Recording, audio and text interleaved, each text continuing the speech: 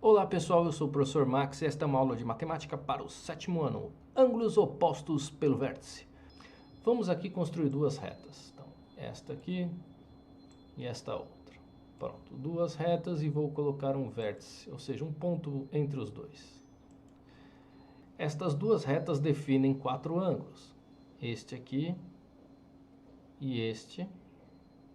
E esses outros dois que eu vou desenhar de outra cor. Deixa eu pegar uma outra cor, o vermelho. Então, esses dois outros ângulos. Bom, dizemos que esses dois ângulos, os dois ângulos verdes, são opostos pelo vértice, pois tem um ponto aqui que é o vértice desse ângulo, que também é vértice do outro ângulo, porém, eles estão mirados para lados opostos. Então, dizemos que esses ângulos são opostos pelo vértice. Uma informação importante sobre eles é que eles têm a mesma medida. Então, se nós pegarmos aqui um transferidor e medir o ângulo verde, esse ângulo aqui virado para a direita, nós vamos encontrar a medida de 65 graus. Se a gente for medir o outro, vamos medir agora o outro ângulo. Vamos aqui colocar direitinho. E também vamos encontrar agora nessa escala de dentro 65 graus, ou seja, eles têm a mesma medida.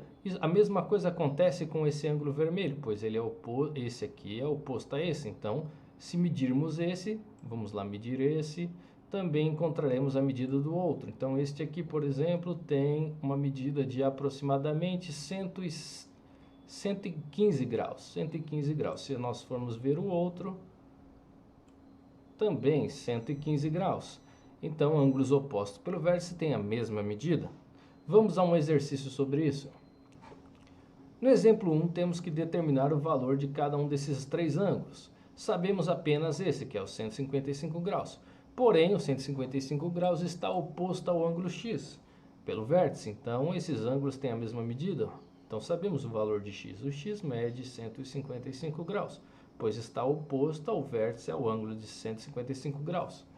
Para saber o ângulo x, o y e o z, precisamos atentar a uma coisa. Esse ângulo aqui, ele é o ângulo raso, o ângulo de 180 graus.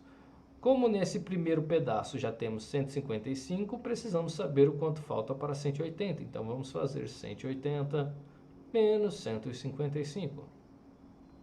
E aí teremos 10, vamos pegar um emprestado aqui, aqui passa a ser 7. 10 menos 5, 5. 7 menos 5, 2 e 1 menos 1, nada. Sabemos que o y, então, é um ângulo de 25 graus. E também, como o y é oposto ao z, o z também mede a mesma coisa. O z mede 25 graus. E é assim que resolve. Vamos ver o exemplo 2? No exemplo 2, temos também ângulos opostos pelo vértice.